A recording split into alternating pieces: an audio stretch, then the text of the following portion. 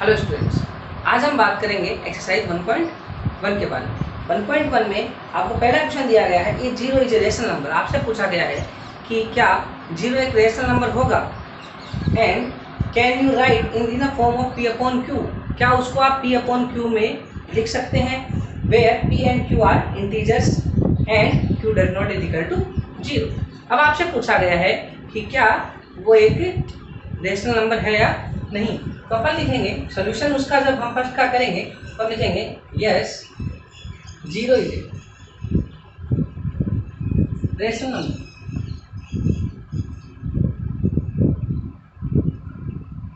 आपको पता है जीरो क्या है, रेशनल नंबर है। और क्यों है?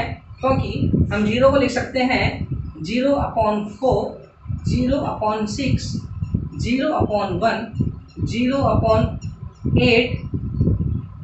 क्या हम ऐसे लिख सकते हैं? आप सोच रहे होंगे कि उसमें लिखा था Q does not is equal to zero, और मैंने लिखा था P अपॉन Q की फॉर्म होगी और Q जीरो नहीं हो सकता। तो आप देख रहे हैं कि Q क्या है डिनोमिनेटर में। इसका मतलब नीचे डिनोमिनेटर में जीरो नहीं आ सकता, ऊपर तो आ ही सकता है। तो 0/4, 0/4 क्या होगा? जीरो। 0/6 क्या होगा? जीरो। 0/1 क्या होगा? जीरो। 0/8 क्या होगा? जीरो। इसका मतलब 0/4 की वैल्यू जीरो होगी। तो मैं इसे क्या इस तरह से लिख सकता हूँ? तो दोनों बातें एक ही हैं। जीरो को हम 0/4 भी लिख सकते हैं, जीरो को हम 0/6 भी लिख सकते हैं। तो जीरो को P अपॉन Q की फॉर्म में लिखा जा सकता है। It is clear. अब हम बात करते हैं इसके सेकंड क्वेश्चन के बारे में। सेकंड क्वेश्चन में आपको पूछा गया है, आपको कहा गया है find the 6 rational number between 3 and 4। आपको 6 रेशनल नंबर निकालने हैं 3 और 4 के बीच।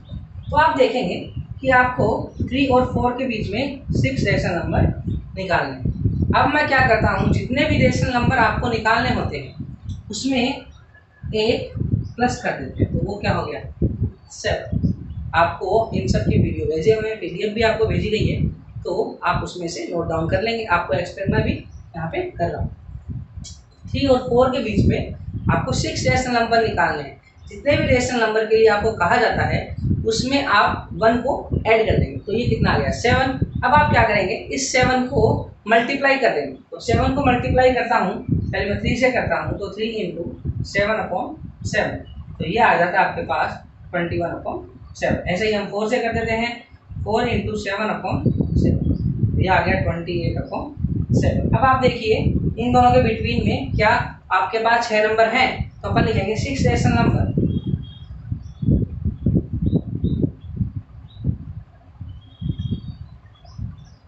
Between 3 and 4। तो आपके पास क्या आ जाता है? 21/7। तो 21 के आगे की संख्या क्या आएगी? 22। तो 22/7, 23/7, 24/7, 25/7, 26/7 और 27/7। आप देखेंगे कि ये 6 रेशनल नंबर आपके सामने आ चुके हैं। अब आप समझ गए होंगे इस तरह के क्वेश्चनों को किस तरह से करना है। अब हम बात करते हैं क्वेश्चन नंबर 3।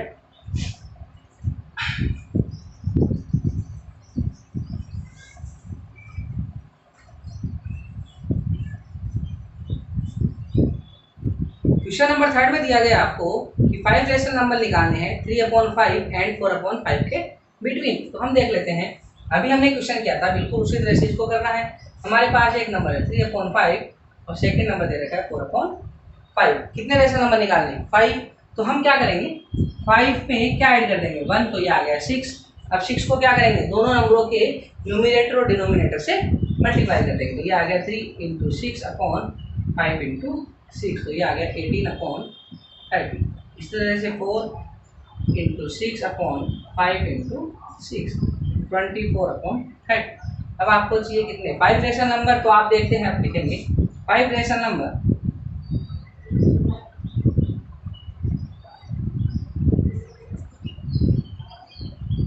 Between 3/5 and 4/5। क्या क्या होंगे? 18/30। तो 18 के आगे क्या आता है? 19। तो हम लिख लेंगे 19/30, 20/30, 21/30, 22/30, 23/30।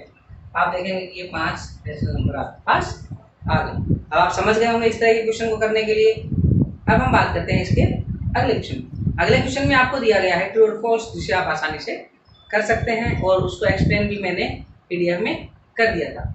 अब इसके बाद हम बात करते हैं एक्सरसाइज 1.2 के बारे में।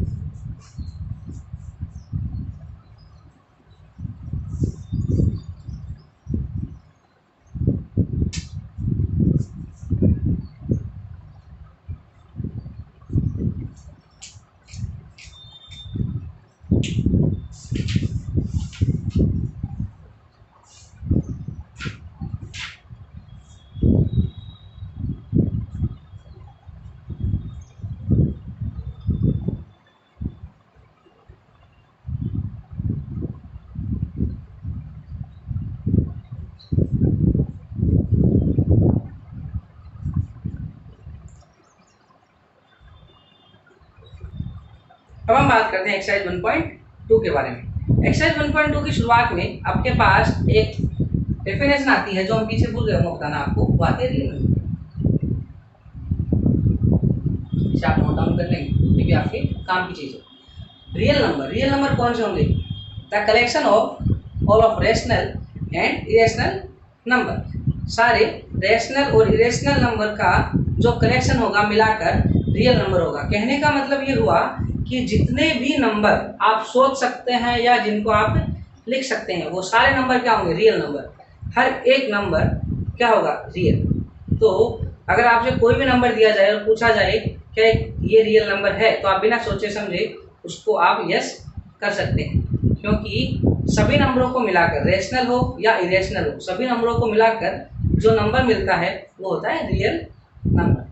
चाहे वो आपके पास नेचुरल नंबर हो, होल नंबर हो, इंटीजर हो, रेशनल हो, इरेशनल हो, या इवन और जो भी आप पढ़ते हैं प्राइम नंबर, जितने भी तरह के आपने नंबर आज तक पढ़े हैं, सभी नंबरों का डाटा अगर हम कलेक्ट कर लेते हैं तो वो सारे नंबर क्या होंगे? रियल नंबर होंगे। अब हम एक्सरसाइज की बात कर लेते हैं। एक्सरसाइज में जो पहला क्वेश्चन दिया गया वो ट्रू फॉल्स दिया गया है, तो उसे आप नोट डाउन कर लेंगे। सेकेंड क्वेश्चन में आपसे पूछा गया है कि are the square root of the all positive integer irrational. इसने पूछा है क्या कि सभी नेचुरल नंबर का जो स्क्वायर रूट करेंगे क्या वो इरेशनल होगा?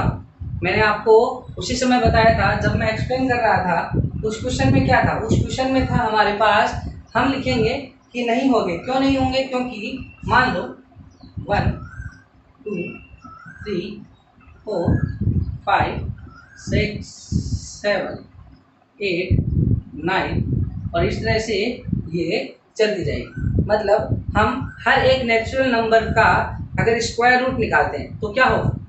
1 का रूट क्या होगा? 1, 4 का क्या होगा? 2, 3 का क्या होगा? 9। तो ये तीनों नंबर क्या हो गए? ये तीनों नंबर हो गए हमारे पास एक रेशनल नंबर। क्यों? क्योंकि अकेला नहीं होगा, ये 1/1 हो जाएगा, ये 2/1 हो जाएगा और ये 3/1 हो जाएगा। तो ये क्या हो गए? Rational number. जब इसने क्या कहा है? इसने कहा है, क्वेश्चन में पूछा है हमसे, आर द स्क्वायर रूट का ऑल पॉजिटिव इंटीजर। ऑल क्या? सबके लिए पूछा है इसने। क्या सभी नंबर इरेशनल होंगे? नो, सभी नहीं होंगे। कुछ होंगे, कुछ नहीं भी होंगे उनमें।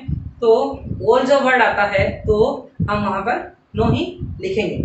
फिर इसने कुछ एग्जाम्पल पूछे हैं, एग्जाम्पल मैंने आपको बता दिए हैं, ये एग्जाम्पल इसमें डिनोट कर देंगे। अब आती है एक इंपॉर्टेंट बात, जिसमें पूछा गया है आपको कि show that 5√5 can be represent to a number line. इसमें पूछा गया है क्या आप √5 को रिप्रेजेंट कर सकते हैं नंबर लाइन पर? इस बात को हम एक्सप्लेन करते हैं।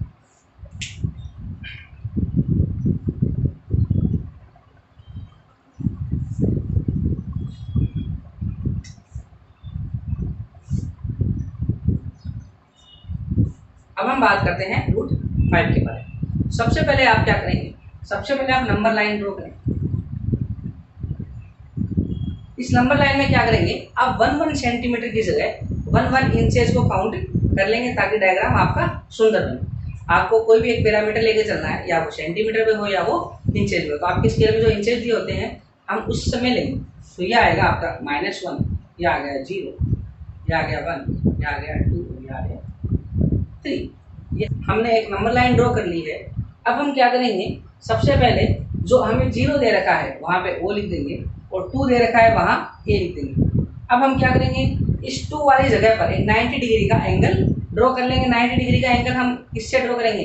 कंपास से ड्रॉ करेंगे। तो इस कंपास की टिप रखेंगे यहाँ और इस तरह से हम एक सर्कल बना देंगे और ये आपके पास 60, ये 120 आ गया। तो ये यहाँ से एक आर्क काटेंगे, एक 120 से काटेंगे और ये जो स्ट्रेट लाइन आएगी आपके पास ये क्या आ गई 90 डिग्री की। अब आप क्या करेंगे, यहाँ से एक 1 इंच का आर्क काट लेंगे। तो 1 इंच का आर्क मान लो आपके पास यहाँ पे कटा और इसको आप मिला देंगे 0 के साथ, यहाँ पे डिनोट कर देंगे आप C। इतना काम करने के बाद हम क्या करेंगे, अब आप क्या करेंगे, कंपास फिर से लेंगे, कंपास की टिप रखेंगे यहाँ और कंपास की नोक रखेंगे यहाँ। जब कंपास की नोक यहाँ होगी तो आप इसको डॉट डॉट लाइन करते हुए आपको इस पर नोट डाउन करना है इस तरह से। अब ये लाइन आपको नंबर लाइन पे यहाँ पे काटेगी तो ये लाइन होगी, ये वैल्यू आएगी आपके पास √5 और ये भी होगी आपके पास √5। अब ये हुआ कैसे? ये ऐसे हुआ क्योंकि OAC हम बात करते हैं इन ट्राइंगल OAC क्या हो गए? राइट एंगल ट्राइंगल, 90 डिग्री का ट्राइंगल हो गया। तो राइट एंगल ट्राइंगल में हम पाइथागोरस थ्योरम का उपयोग कर सकते हैं। तो हम क्या लिखेंगे भाई, पाइथागोरस थ्योरम। पाइथागोरस थ्योरम क्या कहती है? हाइपोटेन्यूस का स्क्वायर, हाइपोटेन्यूस है आपके पास 90 डिग्री के सामने की साइड, तो ये हो गया OC का स्क्वायर, फिर क्या आएगा बेस का स्क्वायर OA का स्क्वायर, फिर क्या आएगा परपेंडिकुलर लाइन का स्क्वायर, ये आ गया आपके पास AC का स्क्वायर। तो OC हमें फाइंड करनी है। OA क्या है हमारे पास 0 to 2, इसका मतलब ये क्या हो गई 2 का स्क्वायर, ये आ गई 1 का स्क्वायर, ये आ गई 4 + 1, ये आ गया आपका OC का स्क्वायर। जब OC स्क्वायर हटा देता हूँ तो ये क्या हो जाएगा √5, यही हमारी वैल्यू होगी। इसकी वैल्यू क्या होगी, OC हो गया √5 और उसको जब नोट डाउन करेंगे तो ये वैल्यू आएगी, ये भी क्या आएगी √5। अब आप समझ गए होंगे इस क्वेश्चन को। आपको एग्जाम्पल में √2 और √3 दिया गया है, उसे आप आराम से सॉल्व कर सकते हैं। आप इस बात का ध्यान रखेंगे √2 में हमें क्या करना है, आपको थोड़ा सा हिंट दे देता हूँ मैं। √2 में हम क्या करेंगे 1 और 1 लेते हैं, हम उसमें लेंगे मान लो ये हो गया 0, ये हो गया 1, इस पर हम 90 डिग्री का एंगल डिनोट कर लेंगे और 1 सेंटीमीटर की लाइन ड्रॉ कर लेंगे और ये हमें मिला देंगे। तो ये जो लाइन होगी ये क्या होगी √2। अब यहाँ से एक डॉट डॉट लाइन ड्रॉ कर लेंगे। आप इसको समझ गए होंगे √2। लेकिन √3 कैसे बनेगा? √3 बनाने के लिए वो थोड़ा इंपॉर्टेंट और थोड़ा अलग मैटर है। तो √3 बनाने के लिए हम अब क्या करेंगे, हम इस लाइन पर, ये जो लाइन हमारे पास OA और B है, OB जो लाइन हमारे पास, इस पर 90 डिग्री की एक और लाइन ड्रॉ करेंगे 1 इंचेस। तो ये 90 डिग्री, इस पर हम फिर 90 डिग्री एंगल बनाते हुए एक स्ट्रेट लाइन ड्रॉ करेंगे, ये भी 90 डिग्री का एंगल बना देंगे और 1 इंच का ये हो गया। अब इसको हम मिला देंगे इससे वापस।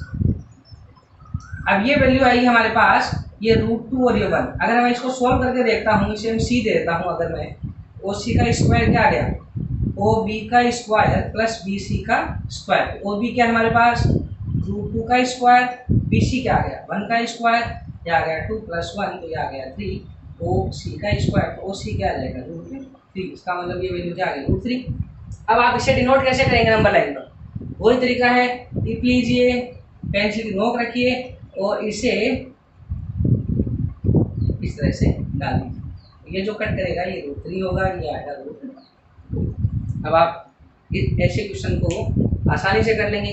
तो इसे बड़े केयरफुली और सुंदर तरीके से करना है और इसे नोट डाउन करना है, और कोई प्रॉब्लम हो तो मुझको ज़रूर बताना है। Thank you.